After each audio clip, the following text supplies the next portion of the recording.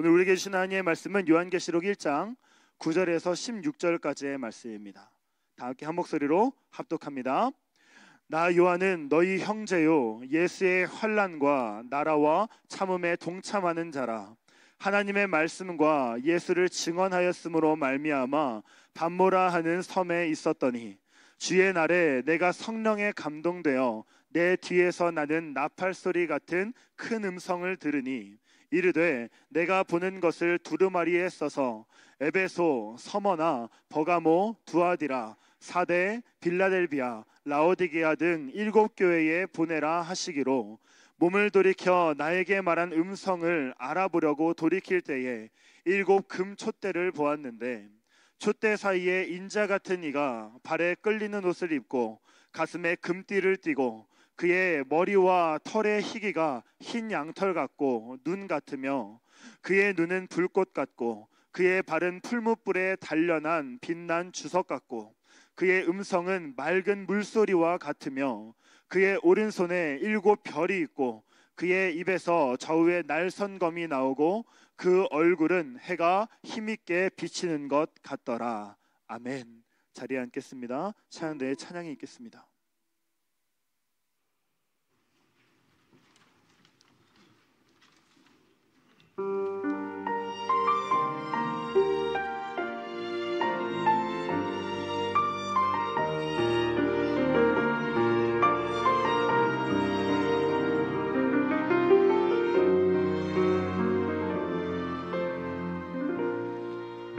나는 주의 사랑에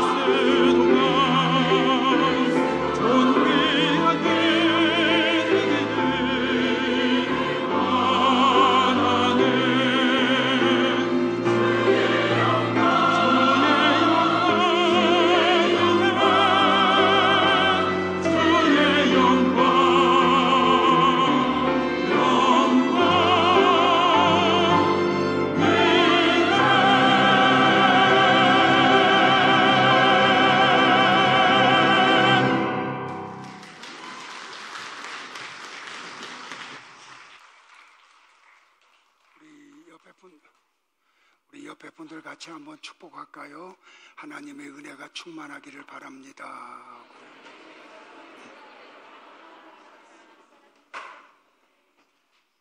제 건강을 염려하는 권사님들이 제게 이렇게 좀 조언을 해주세요. 소리 지르지 말라고, 열내지 말라고. 그래서 일부에 그렇게 했더니 참 편하더라고요. 그러다 보니까 설교 시간도 좀 짧고, 그래서 2부에도 좀 그렇게 할까 합니다. 우리 한 번 더 교시할까요? 하나님의 은혜가 충만하기를 바랍니다.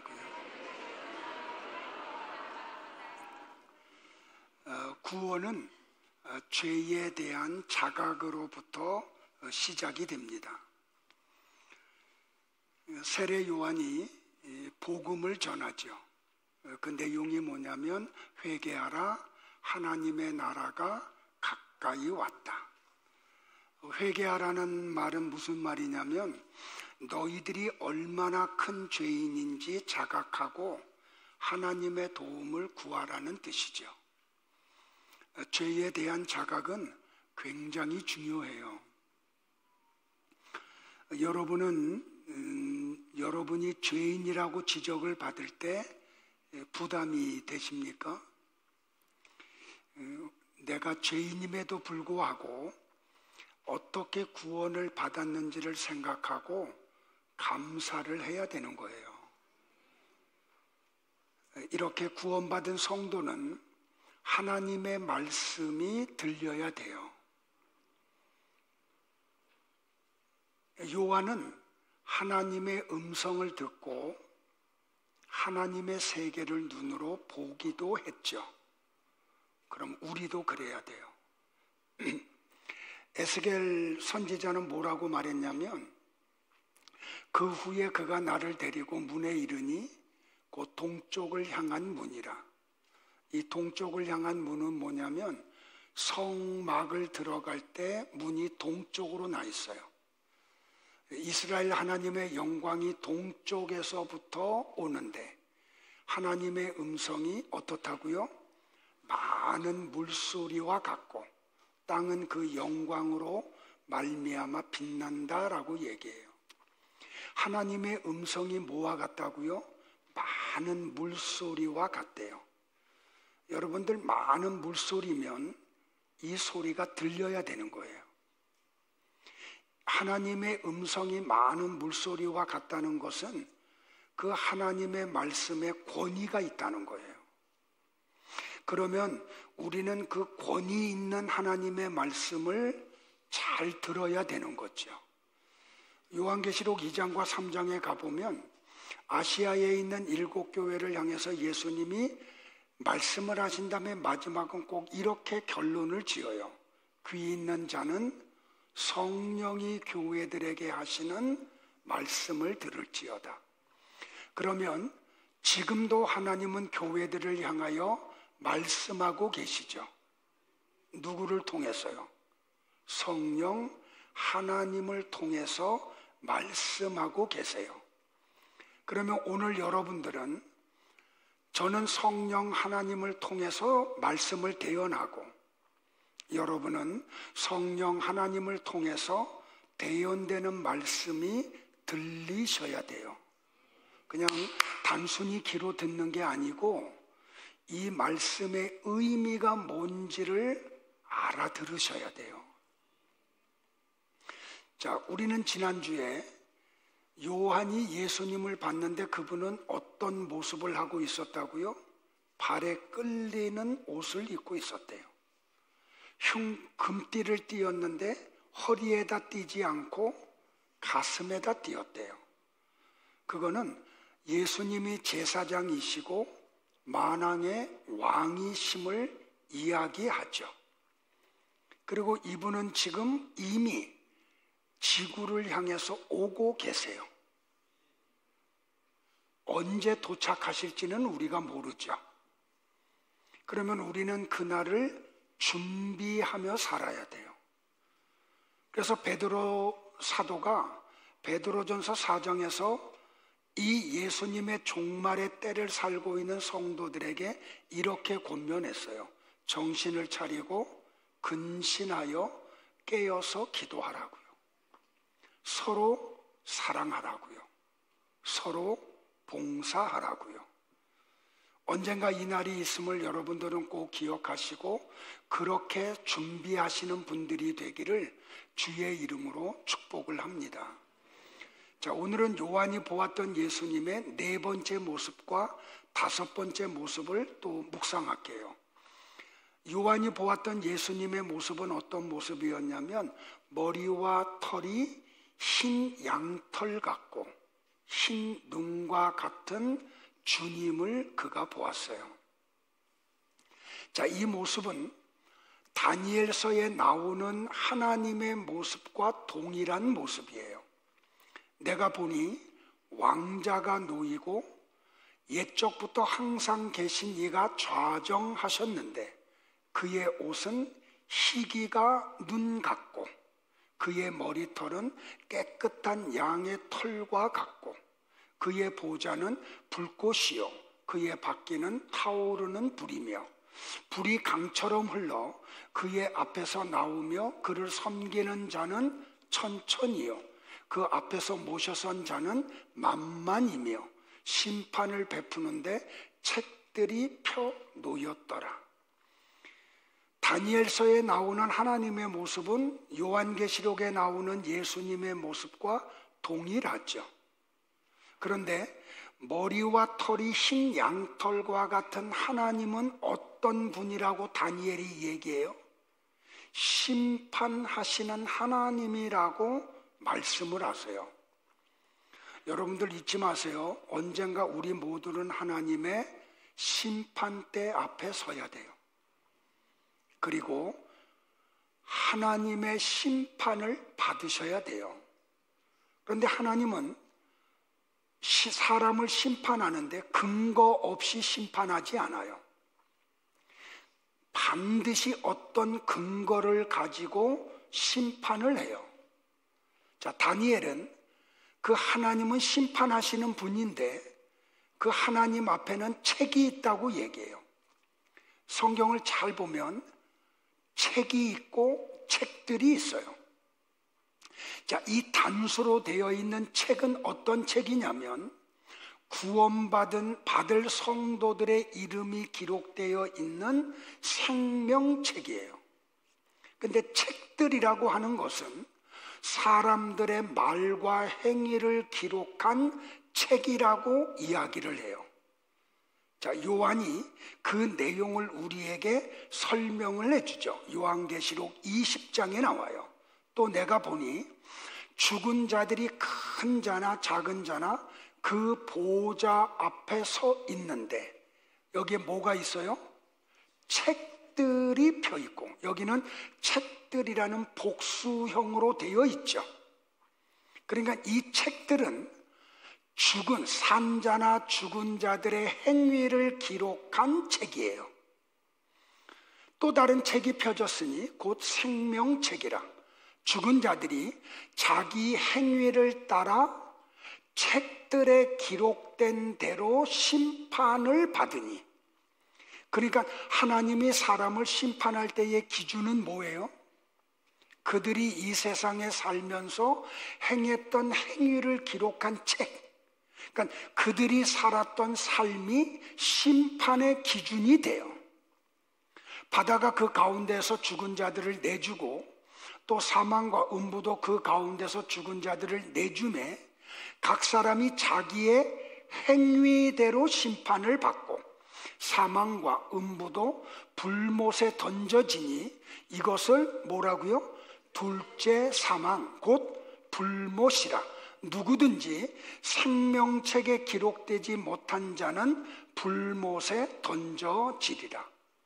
자, 그러면 이 다니엘서와 요한계시록 20장의 내용을 이렇게 종합해서 보면 하나님은 나와 여러분이 하는 말을 다 기록하고 계시고 우리가 하는 모든 행위를 기록하고 계시는 것을 알 수 있죠. 자, 예전에 컴퓨터가 발달하기 전에는 아니 하나님이 전능하신다고 하더라도 어떻게 이 모든 사람들의 말과 행동을 다 기록할 수 있어? 하고 의구심을 가진 게 사실이에요. 자, 지금 현존하는 지구의 인구를 약 80억 명이 좀 넘는데요. 그러면 아담 이후로 지금까지 살아오고 앞으로 종말 때까지 살 사람들의 숫자는 우리가 헤아릴 수가 없겠죠. 그런데 어떻게 그들이 했던 모든 말과 행동을 다 기록할 수가 있느냐는 것도 일리가 조금 있다고 생각을 했죠. 그런데 지금 컴퓨터가 얼마나 발달하냐면 이제 곧 뭐가 나온다고요? 양자 컴퓨터가 나온대요. 처음에는 뭐 386 이런 컴퓨터들이 나왔잖아요. 처음 컴퓨터가 나왔을 때는 컴퓨터 본체가 우리 교회 건물 정도 됐다니까요. 그런데 저장하는 용량은 얼마 저장을 못했어요. 그런데 지금은 이 조그만 눈에도 보이지 않는 칩 속에 우리 교회 건물 전체의 책을 빼곡히 집어넣은 내용을 다 집어넣고도 남아요. 그런데 양자 컴퓨터는 그거보다 더하죠. 자, 이런 걸 놓고 보면 전지하고 전능하신 하나님은 하실 수 있다는 게 이제 증명이 됐죠. 그러므로 나와 여러분들이 꼭 잊지 말아야 될 게 뭐냐면 하나님은 우리가 하는 말 한마디, 행동 하나도 다 들으시고 보시고 우리의 행위를 기록하는 책에 일일이 기록하고 계심을 여러분들은 아셔야 돼요. 그리고 그 기록된 내용을 가지고 우리가 언제 하나님 심판대 앞에 서면 그 기록된 내용을 딱 펼쳐놓고 우리를 심판해요. 그러니까 우리는 피할 방법이 없고 도망갈 데가 없어요. 변명할 수도 없고 숨길 수도 없는 거죠. 성도는 하나님이 그런 분이라는 걸 믿어요. 그래서 어떻게 여러분이 진짜 성도라고 하면 악의 모양이라도 버리려고 여러분들의 삶 속에서 몸부림을 치게 돼요. 그런데 참 놀라운 건 뭐냐면 하나님은 진짜 성도들을 이 세계로 끌고 가요. 좀 죄송한 표현을 하면 우리가 입술로 범죄를 하려고 하면 진짜 성도들은 어떤 환난이나 질병을 통해서도 말로 죄를 범하지 못하는 세계로 끌고 가요. 왜? 심판하지 않으셔야 하기 때문에. 좀 죄송한 표현하면 우리가 다리로 부지런히 이 사람 저 사람 타다니면서 죄를 범하면 진짜 성도라고 하면 하나님이 용서하세요 여러분들, 다리 몽둥이를 부러뜨려서라도 사람들을 찾아가지 못하게 하고 죄를 범하지 못하도록 하세요. 그분은 살아있는 분이시기 때문에 그래요. 그리고 우리를 성도들을 어디로 끌고 가냐면 예수님의 삶을 살아내도록 끌고 가요. 자, 바울이 에베소 교회 성도들에게 이런 편지를 쓰죠. 우리는 그가 만드신 바라 그리스도 예수 안에서 뭐를 위해서 우리를 구원하셨다고요? 선한 일을 하라고 우리를 구원하셨어요. 자, 이 일은 하나님이 전에 예비하사 우리로 그 가운데서 행하게 하려 하심이니라. 그러니까 진짜 성도들은 선한 말을 해요. 선한 행동을 해요. 아무 생각 없이 입에서 나오는 말을 막 뱉어내지 않아요. 아무 생각 없이 행동을 하지 않아요. 하나님이 성도들을 선한 일을 행하는 속으로 끌고 가는 이유는 마지막 날에 심판이 있기 때문에 그래요. 그래서 바울은 에베소 교회와 갈라디아 교회 성도들에게 여러분이 정말 성도라고 하면 이런 삶을 지향하세요 라고 권면을 했어요. 조금 지루할 수 있지만 제가 현대인의 성경 번역본으로 갖고 왔으니까 같이 한번 우리 합독을 하면서 혹시라도 여러분들 속에 이런 것이 있다고 하면 여러분들이 노력해서 이 세계를 벗어나셔야 돼요. 같이 볼까요? 시작. 여러분이 예수 안에 있는 진리대로 그분에 관하여 듣고 또 그분 안에서 가르침을 받았으면 여러분은 지난날의 생활 방식대로 허망한 욕정을 따라 살다가 썩어 없어질 그 옛사람을 벗어버리고 마음의 영을 새롭게 하여 하나님의 형상을 따라 참 의로움과 참 거룩함으로 지으심을 받은 새 사람을 입으십시오. 그러므로 여러분은 거짓을 버리고 각각 자기 이웃과 더불어 참된 말을 하십시오. 우리는 서로 한 몸의 지체들입니다. 화를 내더라도 죄를 짓는 데까지 이르지 않도록 하십시오. 해가 지도록 노여움을 품고 있지 마십시오. 악마에게 틈을 주지 마십시오. 도둑질하는 사람은 다시는 도둑질을 하지 말고 수고하여 제 손으로 떳떳하게 벌이를 하십시오. 그리하여 오히려 궁핍한 사람들에게 나누어 줄 것이 있게 하십시오. 나쁜 말은 입 밖에 내지 말고 덕을 세우는 데에 필요한 말이 있으면 적절한 때에 해서 듣는 사람에게 은혜가 되게 하십시오. 하나님의 성령을 슬프게 하지 마십시오. 여러분은 성령 안에서 구속의 나를 위하여 인치심을 받았습니다.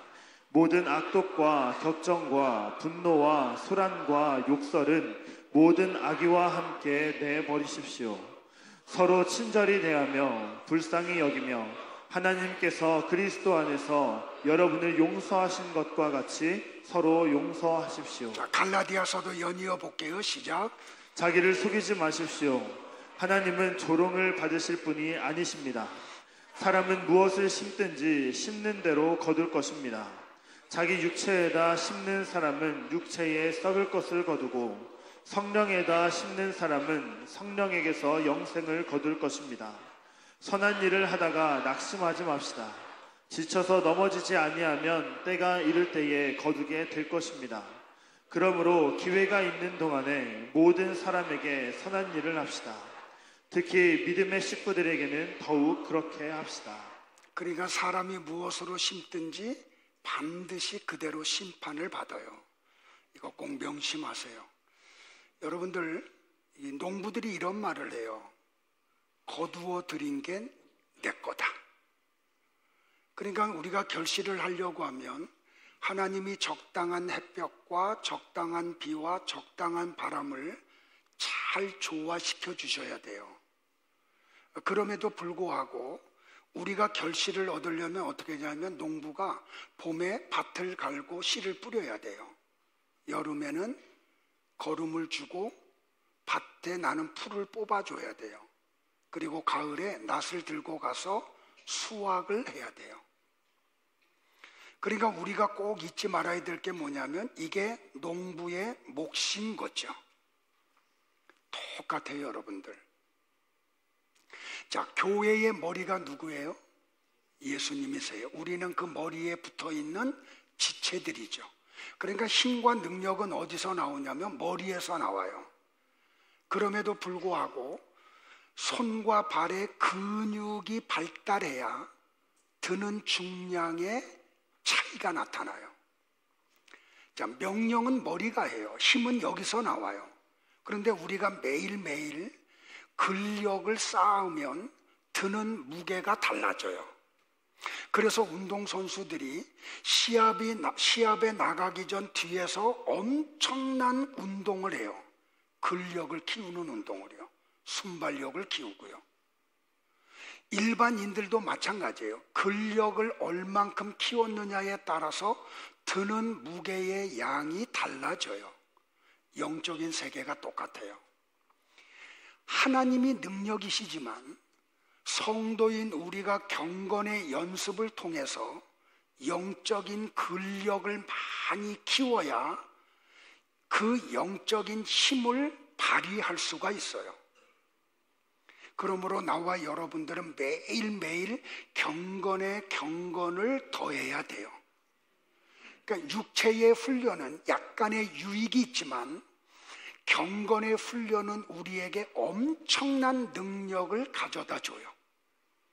이거 놓치지 마세요. 그래서 여러분들이 좁은 길을, 협착한 길을 걸어가셔야 되고 좁은 문을 향해서 가셔야 돼요. 이거 놓치지 마세요. 그러니까 하나님은 우리의 모든 것을 아셔. 이게 참 엄청나게 무서운 말이거든요. 그런데 성도라는 사람들이 이거를 잘 인지를 못해요.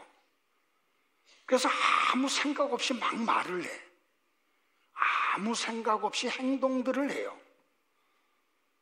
여러분들이 정말 하나님이 나의 모든 것을 기록하고 계시다는 것을 정말 믿으신다고 하면 우리 조금 자신을 돌아보기를 주의 이름으로 축복을 해요. 자, 그 다음에 어떤 예수님을 보냐면 눈이 불꽃 같은 예수님을 봤다 그래요. 여러분들 보세요. 다시요. 하나님은 형상이 없어요. 우리와 같이. 이렇게 표현하는 거, 이거는 조금 전에도 얘기했지만 교의학에서 말하는 신인 동형 동성적 표현이에요. 하나님을 인간으로 빗대어서 설명을 하는 거죠. 그러니까 이거는 상징이에요. 자, 보세요, 여러분들. 여러분들이 기도하면서 이런 기도 하신 적 있지 않아요? 하나님은 불꽃 같은 눈으로 나를 지켜달라고. 대표 기도하는 분들도 간혹 그렇게 기도들 하죠. 그러면 그게 무슨 뜻이냐는 거죠. 불꽃 같은 눈을 가지고 계신 하나님이 나를 지켜주신다는 그런 뜻이 되면 안 돼요. 나는 하나님 앞에 감출 것이 하나도 없는 존재입니다. 그런 의미로 그 기도를 드려야 돼요. 왜? 하나님은 불꽃 같은 눈을 가지고 계시다고 하면 그분 앞에 감출 수 있는 것은 하나도 없어요. 자, 사람의 눈에는 좀 이렇게 감출 수 있고 속일 수 있고 좀 그렇게 할 수 있어요. 그런데 불꽃 같은 눈을 가지고 계신 하나님은 속일 수 없어요. 그분에게 감출 수 없어요. 1년 365일, 한 달 30일, 하루 24시간 하나님은 눈도 깜빡하지 아니하시고 우리를 보고 계세요. 이거 놓지 마세요. 그리고 그 모든 말과 행동을 행위의 책에 기록을 하세요. 그리고 그 책의 내용을 가지고 심판을 하세요. 자, 예수님이 이런 말씀을 한번 하시죠. 그런즉 그들을 두려워하지 말라. 감추인 것이 드러나지 않을 것이 없고 숨은 것이 알려지지 않을 것이 없느니라. 여러분들, 우리는 사람 두려워하면 안 돼요. 이 세상에 힘 있는 사람들을 두려워하지 말아야 돼요. 그러니까 불꽃 같은 눈을 가지고 계신 하나님이 다 보고 계시기 때문에 감추어질 수가 없어요. 드러나지 않을 것이 없어요. 이것을 나와 여러분들이 꼭 기억하셔야 돼요. 근데 여러분들, 이 불꽃 같은 눈을 하나님이 가지고 계시다는 말씀이 세상 사람들에게는 공포의 말이죠. 왜? 불꽃 같은 눈으로 모든 것을 보고 계시는 하나님이 그 행위를 기록하고 그걸 가지고 심판하실 것이기 때문에. 그런데 성도인 나와 여러분들에게는 이게 은혜가 돼요. 왜요? 그 은혜가 된다는 걸 알려면 요한계시록 19장의 내용을 우리가 알아야지만이 불꽃 같은 눈을 가지고 계신 하나님이 성도들에게는 은혜가 된다는 것이 뭔지를 알게 되기 때문에. 자, 요한계시록 19장의 내용이 뭐냐면 요한이 하나님 나라를 봐요. 천국을 봤더니 천국에 어떤 일들이 벌어지냐면 성도들이, 천국에 들어간 성도들이 빛나고 깨끗한 세마포 옷을 입고 있어요.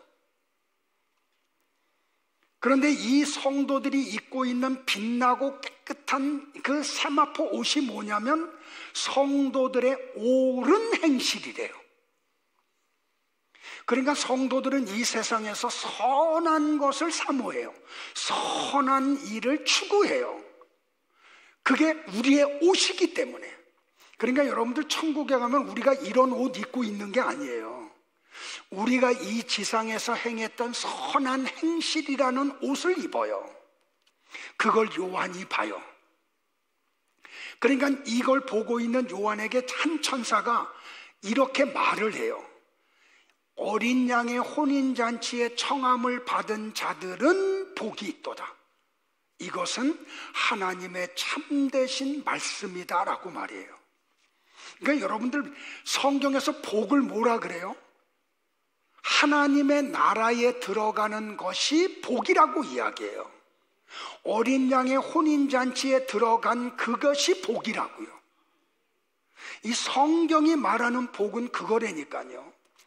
그러자 이 천사의 말을 들었던 요한이 그 천사에게 엎드려서 경배를 하려고 해요. 그러자 천사가 급하게 요한을 제지하면서 뭐라고 말하냐면, 야, 나는 너의 경배를 받을 자가 아니야. 너가 경배해야 될 분은 하나님 한 분밖에는 계시지 않아 라고 가르쳐줘요. 그리고 요한이 또 다른 것을 봐요. 자, 요한이 천국의 또 다른 모습을 보는데 그게 뭔지 자 한번 보세요. 내가 하늘이 열린 것을 보니 보라, 백마와 그것을 탄 자가 있으니, 하얀 말이 있는데 그 하얀 말을 타신 분이 계셔. 그런데 그분의 이름이 뭐냐면 충신과 진실이에요. 이제 조금씩 눈치가 채지죠. 누구예요? 예수님이에요. 자, 그가 공의로 심판하며 싸우더라. 그 눈은 뭐 같고? 불꽃 같고, 그 머리에는 많은 관들이 있고, 또 이름 쓴 것 하나가 있으니 자기밖에 아는 자가 없고, 또 그가 뭘 입었다고요? 피 뿌린 옷을 입었는데 그 이름은 하나님의 말씀이라 칭하더라. 자, 하나님의 말씀인 분이 누구예요?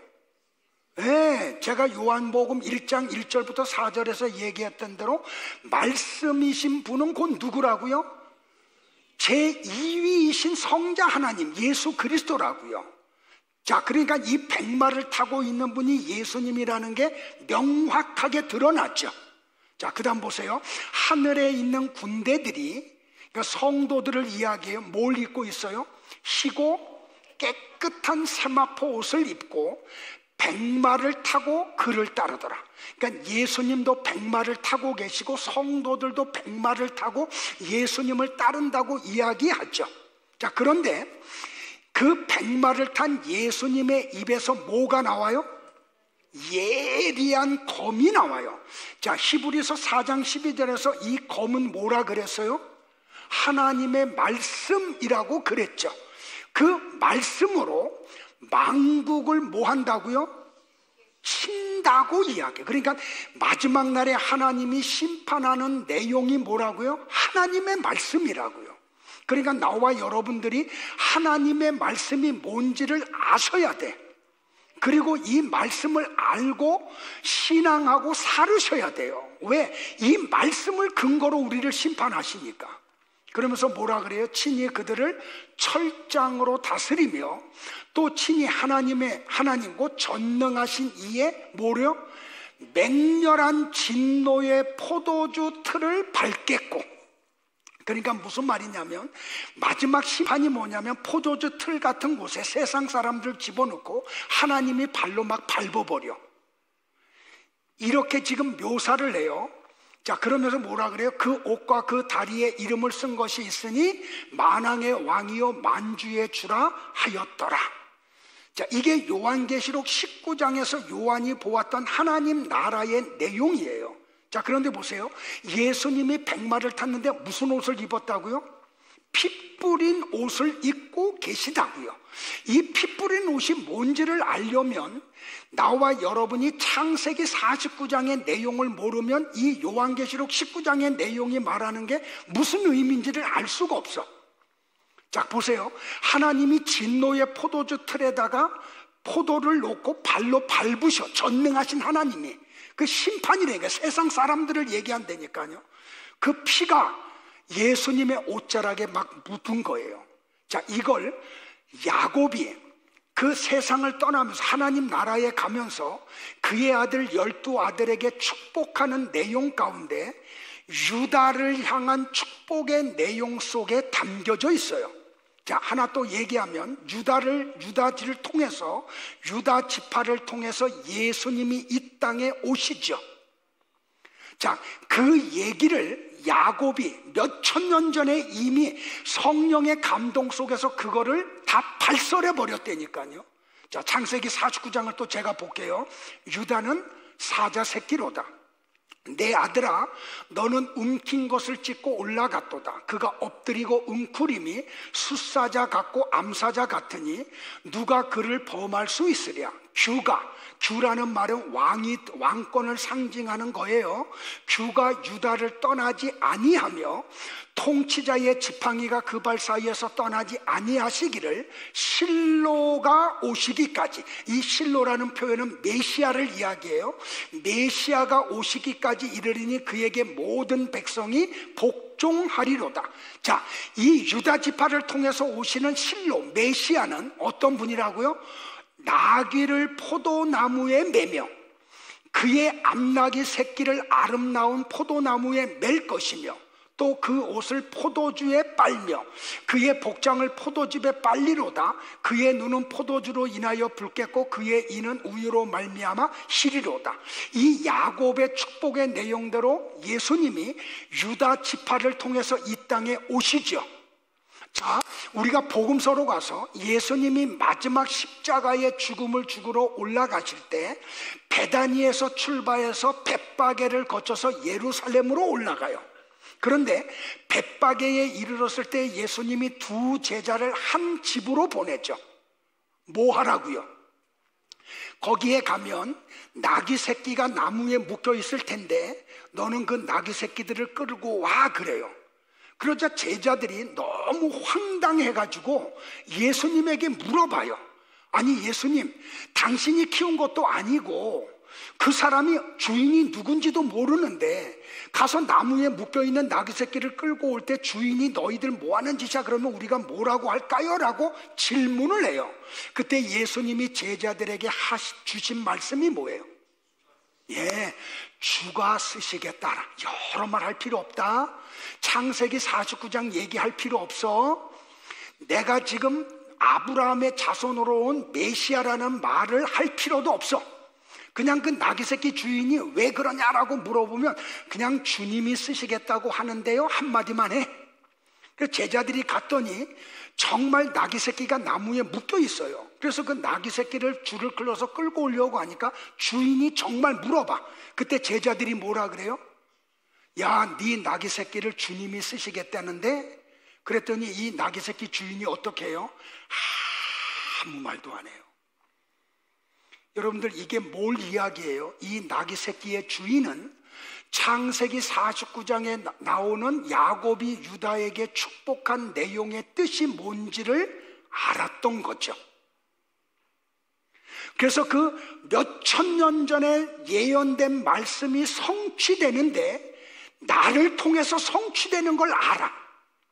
그래서 아무런 반론도 제기하지 않고 자기의 나귀 새끼를 주님을 위해서 드려요.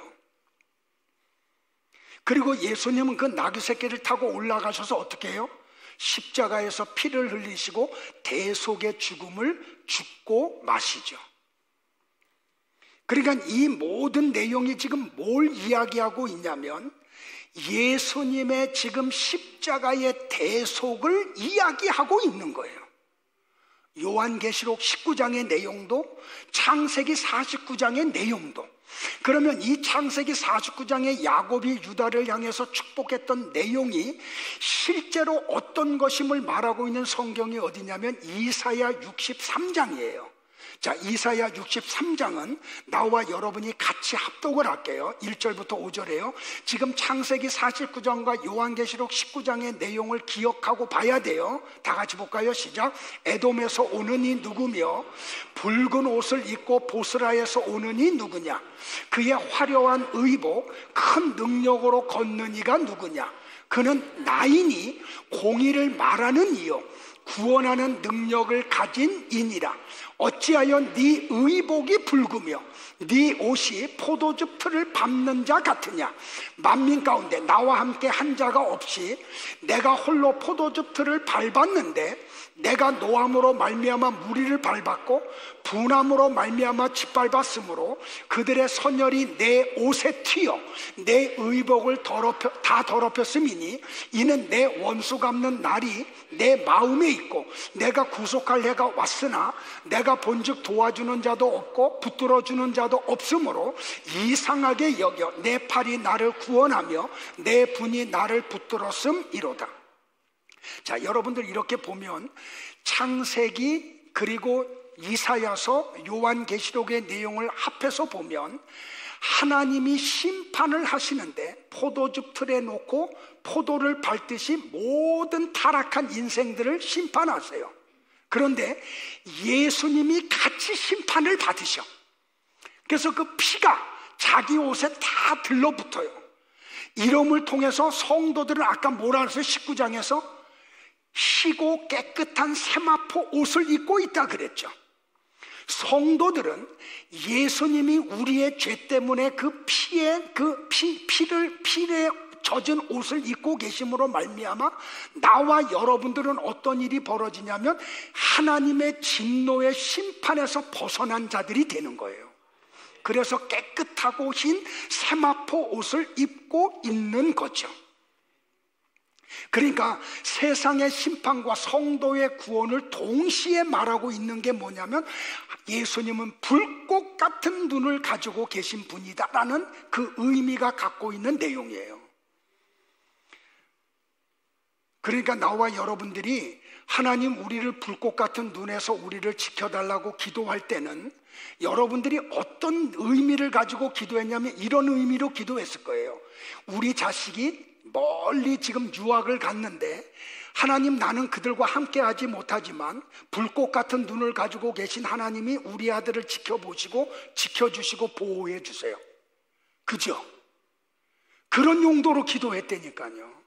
성경은 그런 뜻이 아닌데 불꽃 같은 눈을 가지고 계신 하나님, 우리 자식이 멀리 떨어져 있지만 우리 자녀들이 죄에 빠지지 않도록 도와주세요.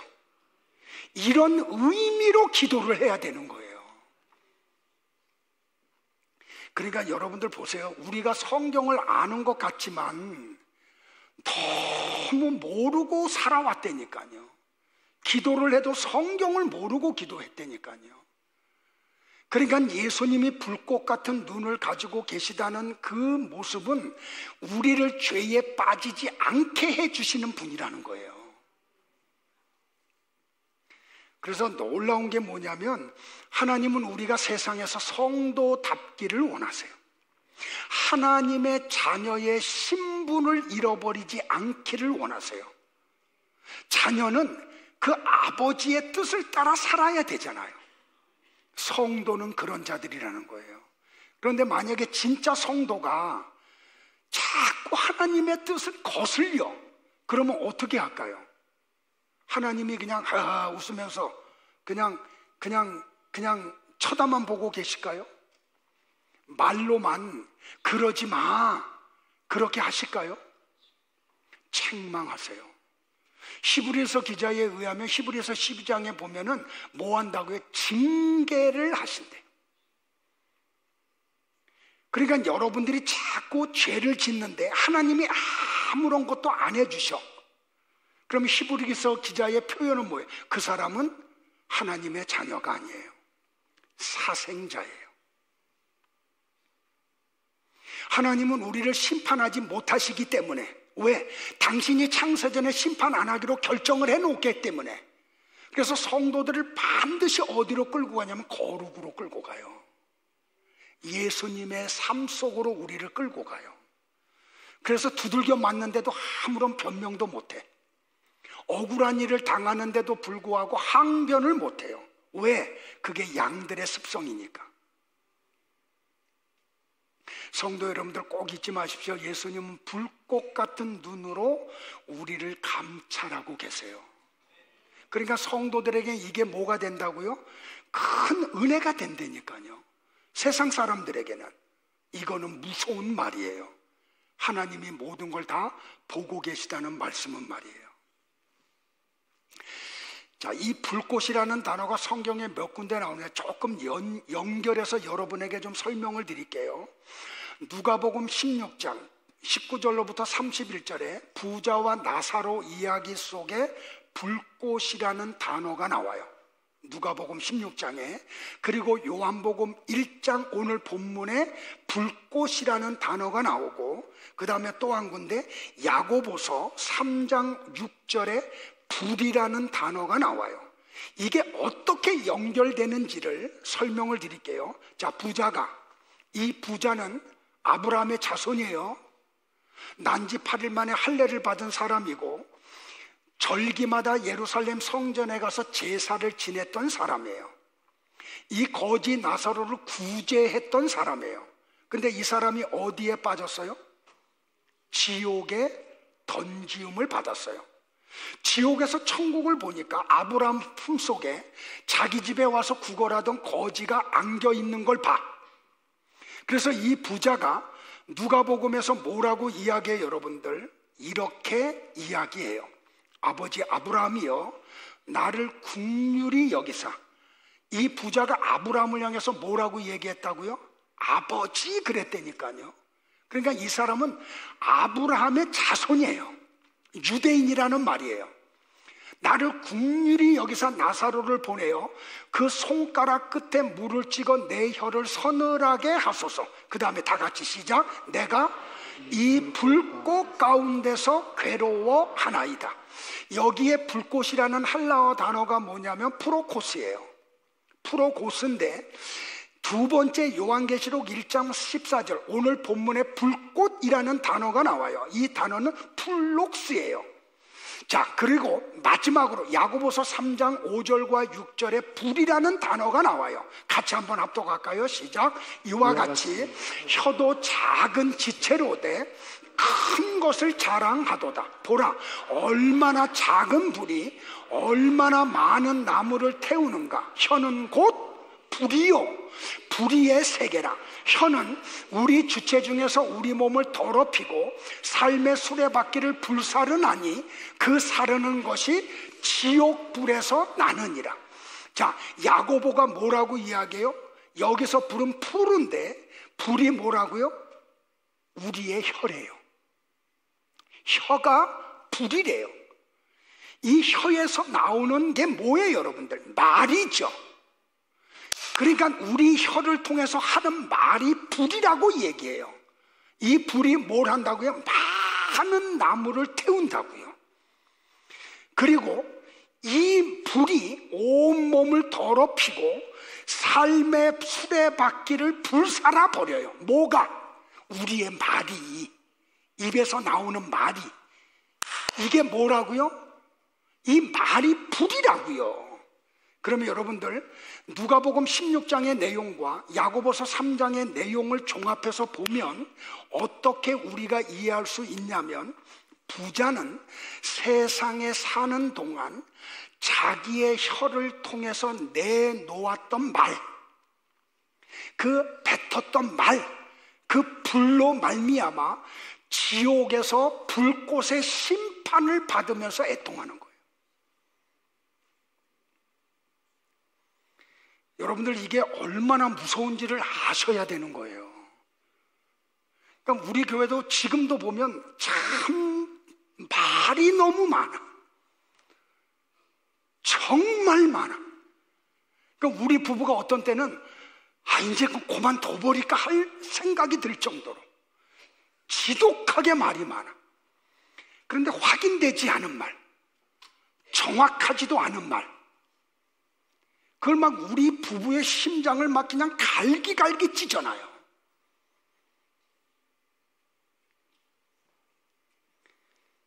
여러분들, 혀로 말을 하고 있는 여러분은 예수님이 마태복음 12장 36절과 37절 하신 말씀을 꼭 기억해야 돼요. 다 같이 볼까요? 시작. 사람이 무슨 무익한 말을 하든지 심판날에 이에 대하여 신문을 받으리니 네 말로 의롭다 함을 받고 네 말로 정죄함을 받으리라. 누가 하신 말씀이에요? 예수님이 하신 말씀이에요. 여러분들, 이 예수님의 말씀은 진리잖아요. 그 진리는 반드시 그대로 이루어진다니까요. 그래서 여러분은 무익한 말을 하면 안 돼요. 용서하세요 여러분들. 제가 내일 또 병원에 입원해요. 1박 2일 동안. 그래서 검사해요. 내 아내는 모레 입원해서 또 1박 2일 동안 검사하고요. 우리 부부가 몸이 많이 지금 상했어요. 그래서 얼마나 지금 힘든지 몰라. 그러니까 우리 부부의 마음이 굉장히 지금 급해요. 왜? 하나님이 우리에게 건강을 주신 한도 내에서 어떻게든지 이 진리의 말씀을 밝혀내가지고 여러분들에게 전달해 줘야 되니까. 지금 한국교회가 얼마나 지금 위기에 놓여 있는지 아세요 여러분들? 여러분들은 몰라요 지금요. 10월 달에 서초동에 있는 사랑의 교회에서 WEA 총회가 열려요. 세계 총회가. 이것 때문에 교회가 지금 둘로 나누어졌어요. 그 사랑의 교회가 합동측 교회잖아요. 그래도 좀 복음적이라는 교회잖아요. 한국을 대표하는 교회라고 하고요. 근데 그거를 지금 그곳에서 열어요. WCC로 인해 가지고 한국교회가 둘로 찢어졌잖아요. 그걸 주관했던 분이 누구예요? 명일동에 있는 장로교회 제일 큰 교회, 여의도에 있는 오순절의 제일 큰 교회. 그분들이 대회장이 돼서 WCC 총회를 부산에서 열었었잖아요. 그러니까 여러분들 숫자가 많다는 게 진리가 아닌 게 지금 드러나요. 그러니까 이 진리의 말씀이 뭔지를 알고 이 말씀을 따라가는 사람들의 숫자가 점점 줄어들어요. 희소해요. 그런 가운데 우리는 지금 이 세상을 살아가고 있어요.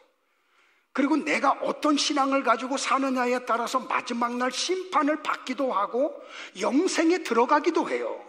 저는 그걸 알아요. 성경을 알기 때문에. 그래서 여러분들에게 어떻게든지 이 진리의 말씀을 밝혀서 좀 가르쳐주고 싶어. 그러니까 여러분들도 같이 노력을 해 주셔야 되는 거죠. 근데 우리 부부의 몸은 자꾸 약해져. 인간이기 때문에. 그래서 하루 동안 하는 게 아무것도 없어요. 성경 연구하고 또 조금 집안일 하다가 힘들면 누워있고 또 회복되면 또 성경 연구하고. 이 마음을 여러분들이 좀 아시기를 주의 이름으로 축복을 해요. 그래서 좀 노력하자고요. 자, 말씀 정리할게요 여러분들. 오늘도 여러분들이 사도신경으로 신앙 고백을 하셨죠. 예배 때마다 우리는 사도신경으로 신앙을 고백해요. 여러분은 정말 그 사도신경을 믿고 고백하세요? 그 사도신경 가운데 한 테마가 뭐예요? 예수 그리스도가 저리로서 산자와 죽은 자를 심판하러 오시리라. 여러분은 정말 그걸 믿고 신앙 고백하세요?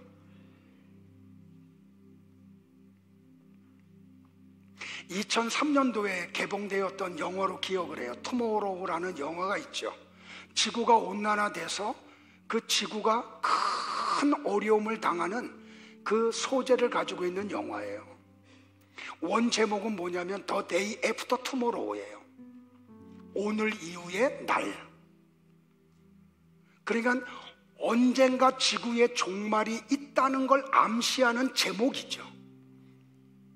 또 그런 재난 영화들이 많이 나오죠. 딥 임팩트 또는 코어 1012 이런 많은, 뭐 우리나라 해운대, 목사가 맨 영화 얘기만 해요. 죄송해요.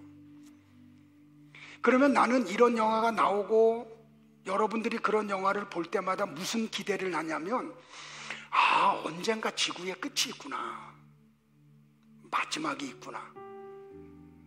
그래서 정신이 번쩍 나서 여러분들의 삶이 다르게 변화되기를 기대해요. 그런데 영화를 보고 나면 그냥 그때뿐이지 그건 아무런 영향을 나에게 주지 않아요. 그런 걸 볼 때마다 정말 안타까움이 가득히 들지요. 여러분들 놓치지 마세요. 언젠가 마지막 날이 있어요. 개인의 마지막이 있어요. 그러면 우리는 원하든 원치 않든 반드시 하나님의 심판대 앞에 서야 돼요. 그리고 행위를 기록한 책과 그 그 예수님이 하셨던 말씀, 신구약 성경 66권이 우리를 심판하는 기준이 돼요. 그래서 제가 자꾸 여러분들에게 얘기하는 거예요. 성경 좀 공부하자고, 성경 좀 아는 일에 매진하자고. 근데 여러분들은 또 주일이 지나고 나면 또 그냥 일상적인 삶으로 또 돌아가. 그러지 않기를 바라요. 히브리서 기자가 이런 말을 해요. 한 번 죽는 것은 정해진 일이요, 그 뒤에는 심판이 있다고요. 놓치지 마세요. 다 같이 일어나실까요? 오늘 말씀을 생각하면서 요한계시록 20장 10절부터 15절을 합독하고 설교를 마칠게요. 같이 한번 천천히 합독할까요? 또 그들을 미혹하는 마귀가 불과 유황못에 던져지니 거기는 그 짐승과 거짓 선지자도 있어 세세토록 밤낮 괴로움을 받으리라. 잠깐만요. 지금 요한에게 하나님이 어디를 보여줬냐면 지옥을 보여준 거예요. 여러분들, 지옥에 누가 있어요? 사람들을 미혹하던 마귀 새끼가 불과 유황으로 타는 지옥불에 던지움을 받아요. 근데 거기에 또 누가 있어요? 땅에서 올라온 짐승과 바다에서 올라온 짐승도 지옥에 던지움을 받아요. 거기에 또 누가 있어요? 거짓 선지자가 있어요. 거기서 어떻게 한다고요? 세세토록, 밤과 낮이 없어요. 세세토록 밤낮 없이 뭘 받는다고요? 괴로움을 받게 된다고요. 근데 요 다음부터는 천국이에요. 자, 우리 다른 어떤 느낌으로 같이 합독할까요? 시작. 또 내가 크고 흰 보좌와 그 위에 앉으신 이를 보니 땅과 하늘이 그 앞에서 피하여 간데 없더라. 또 내가 보니 죽은 자들이 큰 자나 작은 자나 그 보좌 앞에 서 있는데 책들이 펴 있고 또 다른 책이 펴졌으니 곧 생명책이라. 죽은 자들이 자기 행위를 따라 책들에 기록된 대로 심판을 받으니 바다가 그 가운데서 죽은 자들을 내주고 또 사망과 음부도 그 가운데에서 죽은 자들을 내주며 각 사람이 자기의 행위대로 심판을 받고 사망과 음부도 불못에 던져지니 이것은 둘째 사망 곧 불못이라. 누구든지 생명책에 기록되지 못한 자는 불못에 던져지리라.